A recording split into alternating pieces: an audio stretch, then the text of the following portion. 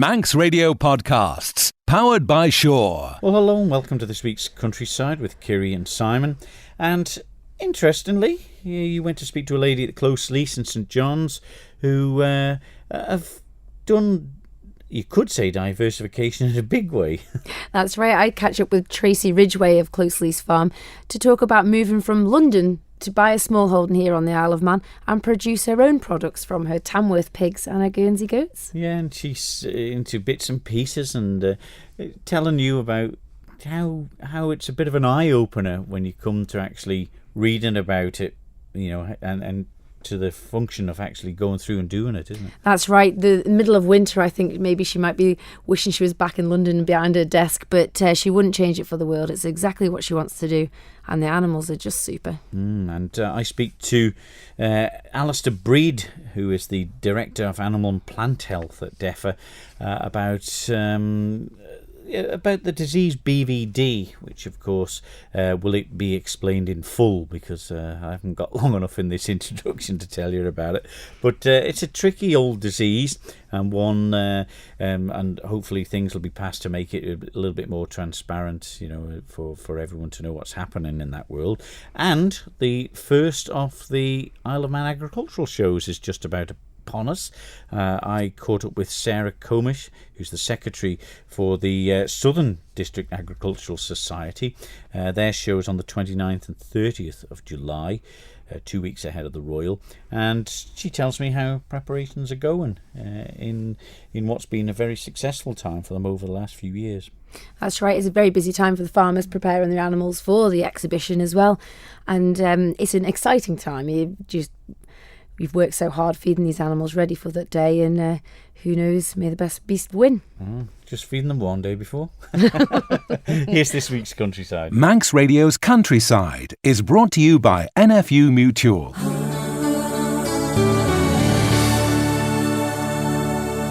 But first, the Department of Environment, Food and Agriculture are hoping to get a motion through Tynwald to make it more transparent for animal owners on the Isle of Man to find out a little bit more about history of certain diseases. One of them as such is BVD.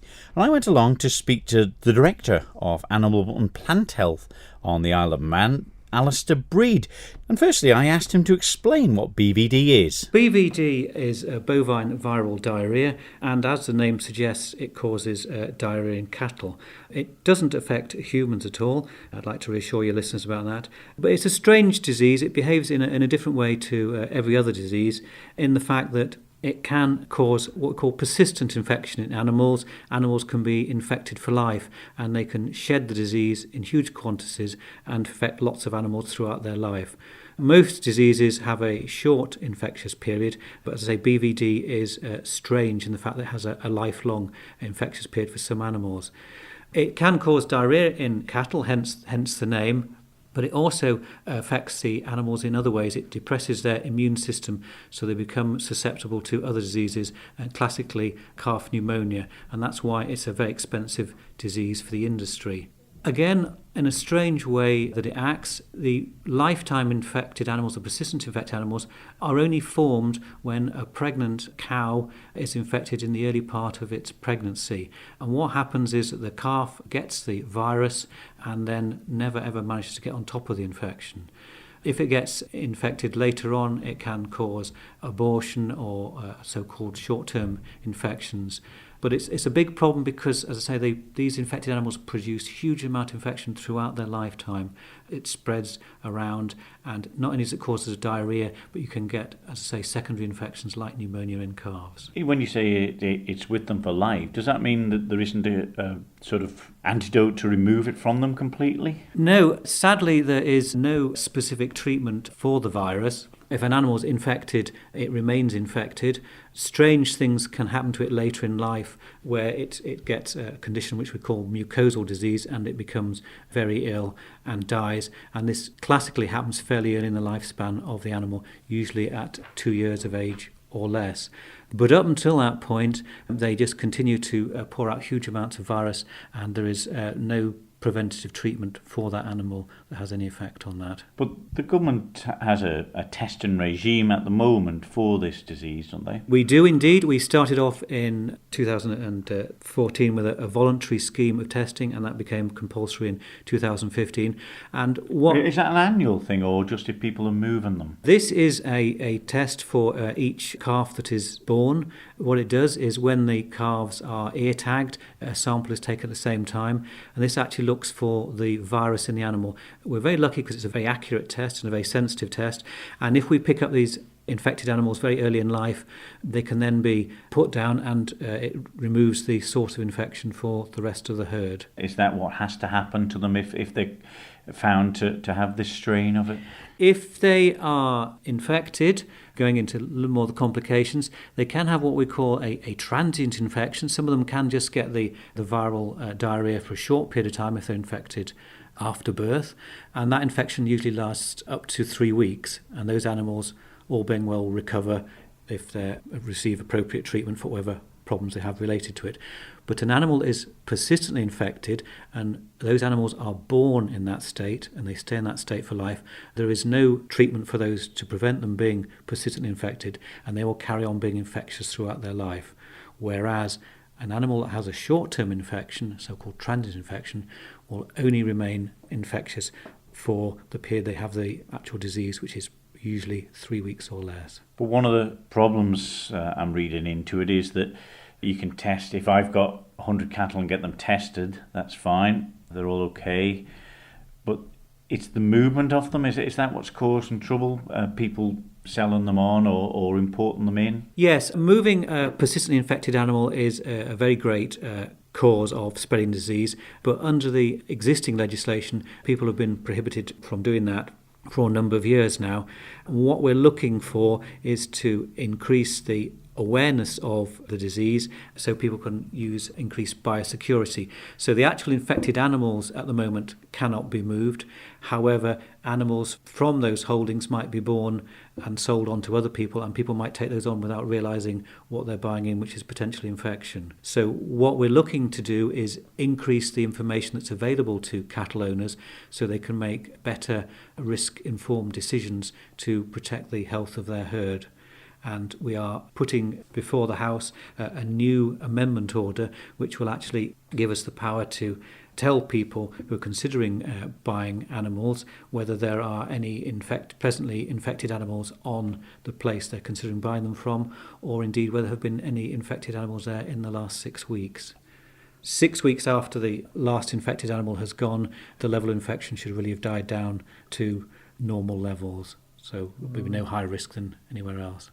There are other precautions they can take within their own holding, but best thing is not to risk bringing it onto the holding in the first place. We have this term biosecurity, which doesn't sound particularly pleasant. What it really means is cleanliness and hygiene, and people can ideally, when they bring animals onto the holding, if they're unsure of their health status, is basically keep them in quarantine for a period of 3 weeks. So if they have got a transient infection, they'll get rid of that before they expose them to their cattle. The most sensitive group of animals on the farm is animals which are pregnant in the early stages of pregnancy, because if they get infected, not only would they get the virus, but they'll get it for a short period of time, but they will produce these infected calves which will then be infected for life and could act as a source of infection for the entire herd. What this new order is seeking to do is to make the process more transparent so people do know what they're potentially buying in. There are various vaccines on the market which can help. However, there are complexities associated with the vaccination, and we strongly encourage cattle keepers to talk to their vet and decide what is the best system for them in relation to their on-farm practices. And by far and the best way is to reduce your level of infection coming onto your farm. This sort of reminds me of the foot and mouth, time in the 2001 or something like that, where a lot was going on across the adjacent isles and Europe. Touch wood, we were lucky that we managed to keep it out by a lot of people adhering to some of the stringent measures that they had to take, to spread it. And this can help in BVD too, can't it? Yes, good old-fashioned biosecurity is really what it's all about. And really there are two sorts of levels of biosecurity we're talking about. One is really within the farm, and that really revolves around people testing their calves, as they're required to do by 20 days of age, and sending the samples off regularly to the laboratory and getting the results back. If they do get any positive results, to keep those animals separate from other animals so they can't spread the infection across, and especially separate from pregnant cattle, especially cattle pregnant in the early period of pregnancy, the first third. Also, we would suggest now that if they do have a positive result, they should really retest that animal after a period of about 21 days to 40 days to see whether it's a transiently infected animal, in which case the infection has gone, and that's a much lower risk, or whether it is a persistently infected animal. And we very much advise people to get rid of persistently infected animals, to cull them. They're almost certain to be worthless later on. They just act as a huge source of infection to the farm. And before they cull them is to keep those animals separate, because they're just basically throwing out huge amounts of virus.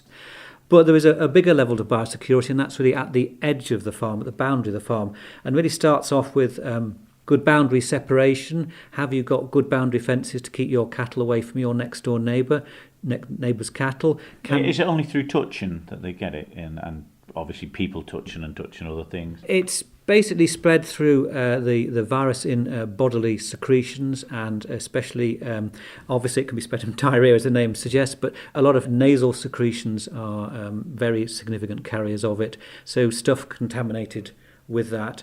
It doesn't spread huge distances in the air, but certainly within coughing and spluttering distance, it could spread with the nasal secretions. So good boundary fencing. What do you know about your neighbour's BVD status, or can you cooperate with him so he leaves perhaps the field the other side of the fences busy doing silage one year and you reciprocate the next year so your cattle aren't next to each other? Big one is only really buying in stock of known health status, and with this new information that will be much, much easier for people to do. And this will be much easier knowing your neighbours then, because you can check if this goes through Tynwald.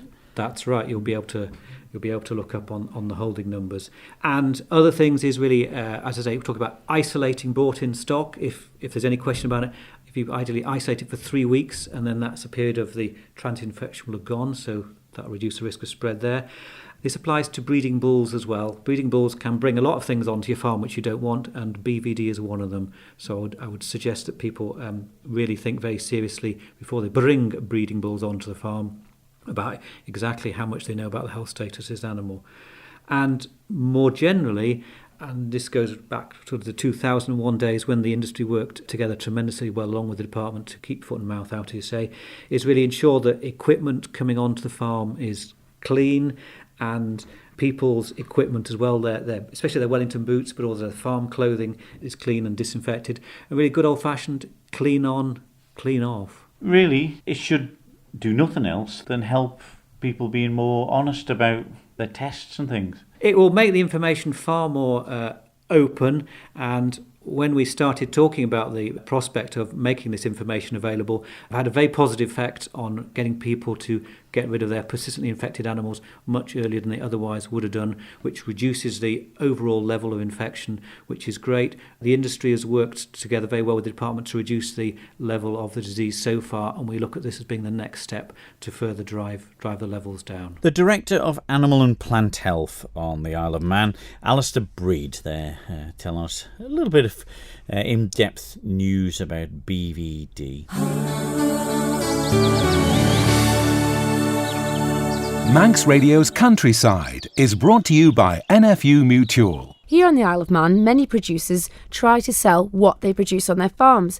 I caught up with Tracy Ridgway from Closely's farm in Patrick to talk about her rare breeds and what she's doing with her products. Well, we looked at the different types of rare breed pigs, and we chose the Tamworth because it's the best tasting meat. There's been a scientific study that has actually blind tasted all the different types of pork, and the Tamworth came out top. And so we picked the Tamworth. On the goats, it is the only rare breed milking goat. Never. And so we picked the Golden Guernsey for that reason, and we have quite a large proportion of Golden Guernseys here now, growing by the minute. But it is very lovely. They've obviously not long had their babies as well. Yeah, some of the babies are a month old, and some of them are only a few days old. So we've had 17 babies here on the farm this year. They're running around quite happily. They certainly are. And they've got this lovely climbing frame which they ramble over the top of. They have hours of fun. They do. They love their climbing frame. It's a pile of old pallets and a couple of planks, but they spend hours and hours just jumping off it. Mums and dads, everybody has a go. But there's a big group of girls looking in through the gate here. The wonderful, wonderful hens you have. Yeah, we have about 800 hens now, having started from 6 and grown rapidly. We supply the likes of the lovely Noah Bakehouse, Welbeck Hotel, Philby's. So when you have your nice, lovely fried egg, it's hopefully one of mine. We've also won the prizes at the shows. So last year we were lucky and we won first, second and third for the best egg, best brown egg in both shows, and in previous years we've come first as well. So we are very proud of our eggs. But a lot of work goes into, it's not so much a small holding anymore. It's run on small holding basis, but it's very much expanding. We are currently got about 30 pigs on the ground, with hopefully piglets coming in the next month. We've got somewhere around about 36 goats now, and it's expanding every day. And I believe farming is a new venture for you and your husband. It's a completely different lifestyle. We were London city folk, and we moved to the island, and we fell in love with the Manx countryside and bought ourselves this lovely little farm, and we've spent the last number of years actually growing it to what it is today. And the products you take from the animals you keep here, how do you go about marketing it? Well, we sell it direct to people. We've got our own website as well, where we sell through that. We also sell through the food assembly, and it's word of mouth. Yeah. We've also been at Peel Day and Tynwald Day, and we're doing both the Manx and the Southern Show this year, so you can find our products there. One product in particular that's doing very well, is very popular, is the chorizo. It is, yes. We've launched that in the last month, and it's selling very, very rapidly. So we're struggling to keep up with demand. So how do you go about getting the ultimate taste? Because I imagine there's a lot of experiments done to get the best flavourings, the best combinations. It's been a labour of love, and we have spent many hours sampling everybody else's product. We've been importing it in from Spain and all the other UK products as well, and we've done blind tastings. So yes, we've spent a long time getting the recipe right, and we think we've now got it. But it's not only the meat that comes from the pigs, you also sell the lard. We do, yes. We are very fortunate at having a rare breed that has a good layer of fat. Some of the other commercial breeds of pigs don't have the same amount of fat, so we're now rendering our own lard, which is great for your roast potatoes, fantastic for your pastries, and is high in vitamin D as well, so you get a good source of vitamin D in it. Is it quite difficult to keep reinventing an old product, so to speak? I don't think it is a reinvention. I think it's just going back to good old nature.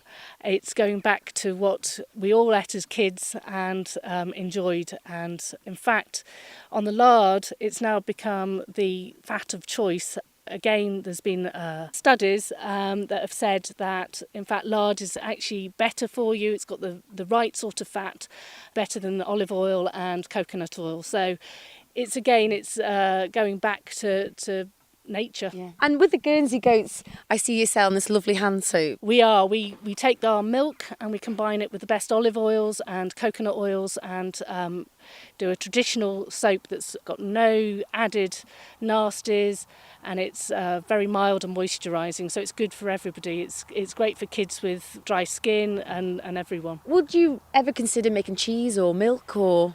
Absolutely, we love goat's cheese, so that's our next project, will be goat's cheese. So we keep looking at the products that people want, that we all like to eat, and we're going to produce a really good Manx goat's cheese. But it's nice to see also with your products, you're able to pass them on to other foodie companies, and they're able to use Manx grown produce. We do.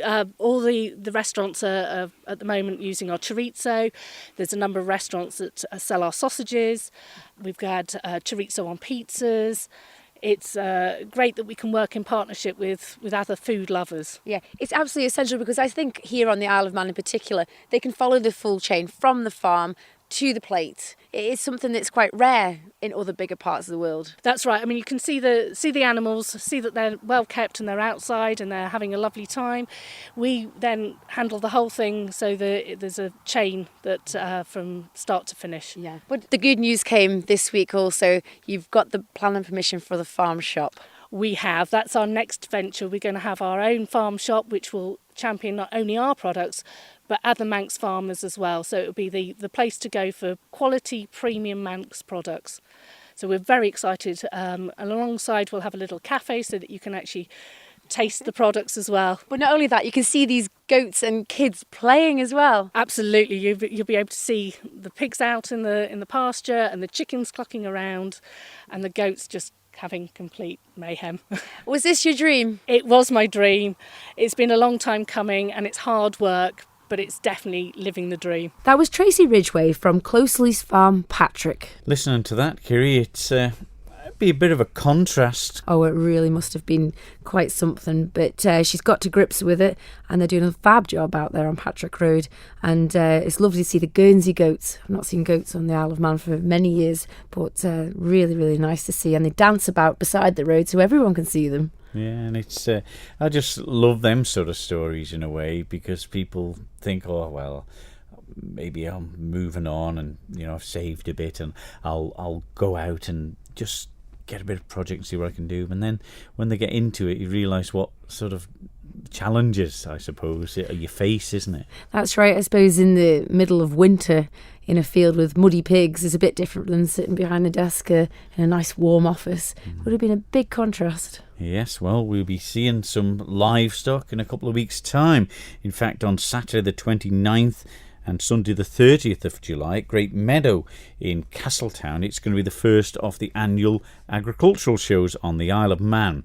Well, of course, the first one is the Southern District Agricultural Society show, and I went along to speak to the secretary, Sarah Comish, to find out how preparations were going ahead of it. We have months of preparation. You've got to have, everything's got to be in place for the insurance. You've got to have all your facilities in place, the road orders.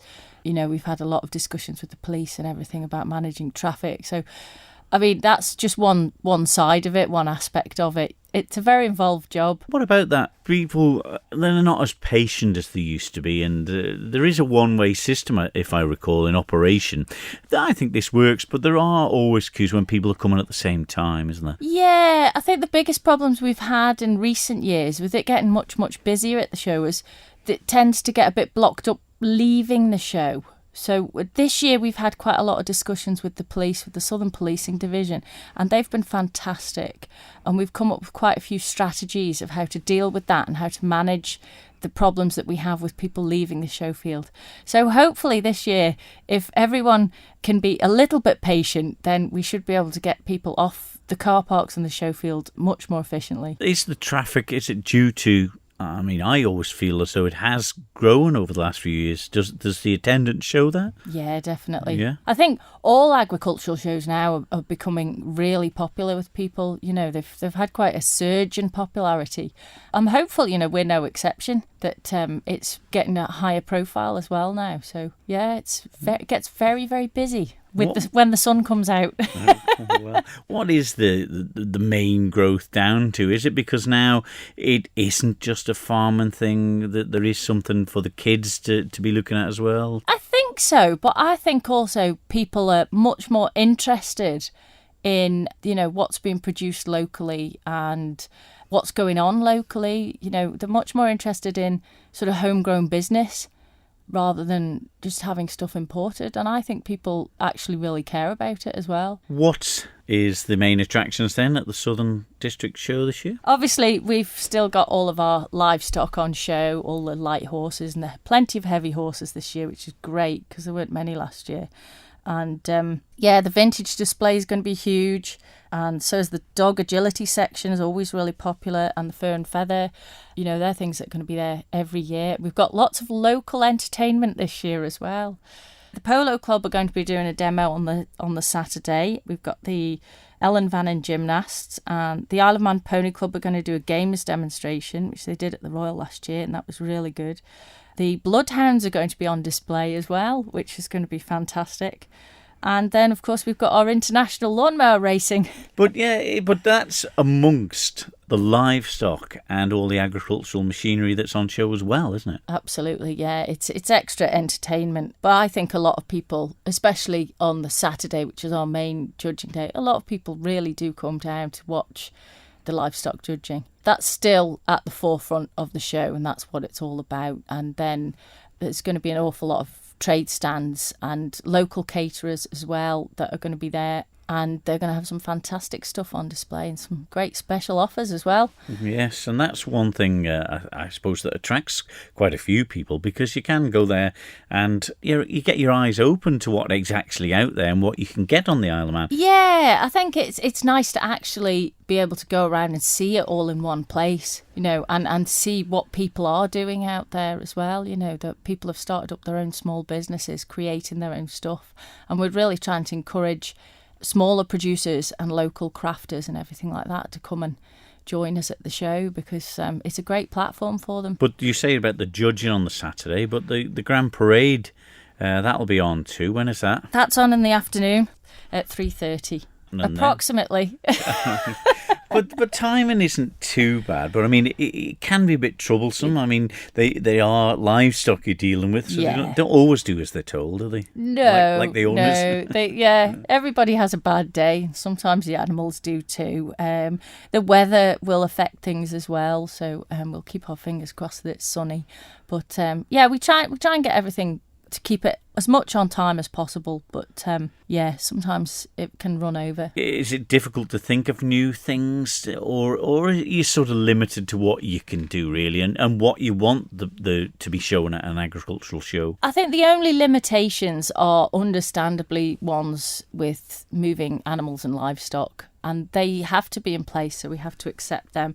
Apart from that, no, I mean, the committee will have quite a few discussions starting in September about what they want to do the following year for the show, and all sorts of ideas come up, so it's really the committee that come up with sort of what they can do for entertainment and how they can make things better. And of course the president has a big job on the 2 days as well. Yes, our president this year is Charlie Vernon. He's already started being very busy.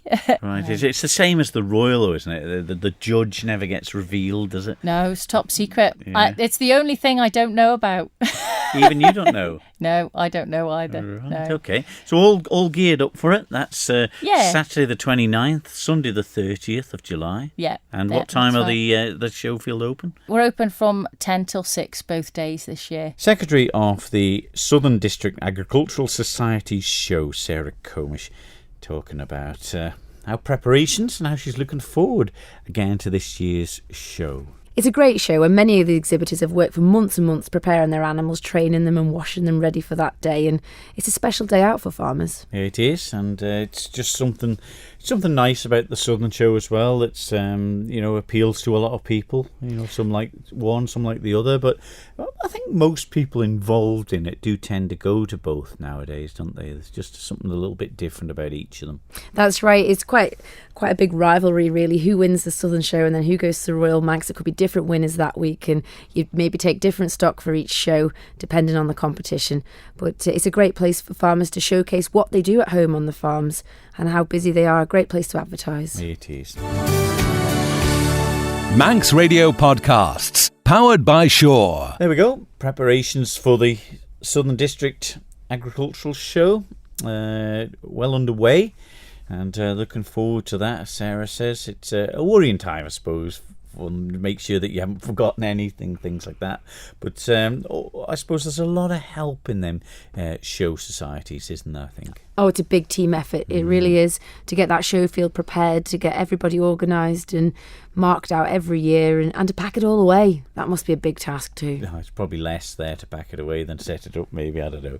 But they're lucky they've got both, got good crews behind them. And of course, Alistair Breed telling us about in depth details of the disease BVD, and it just shows you how many diseases. We're lucky in a way, touch wood, that we're isolated a little bit, but just got to be a little bit careful with imports and exports there, and a good in-depth talk about how that disease can be spread and what we can do to help it. So hopefully things are going there, and from behind desks to finding out a little bit more about how tough it is in the homegrown world of agriculture. Tracy's just showing us that it can be done to go from one career to another, and I look forward to when their farm shop opens. That's an exciting venture for them both. It is. All right, that's it for this week. We'll be back next week with more. So from me, Simon Clark. And me, Kiri Kermode. We'll see you then. Bye-bye. Bye-bye.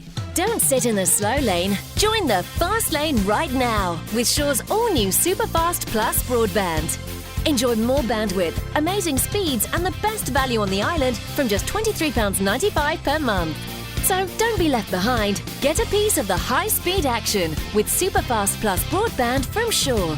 For details, visit our stores in Douglas, Ramsey and Port Erin or click shaw.com. Love being Shaw. Terms and conditions apply.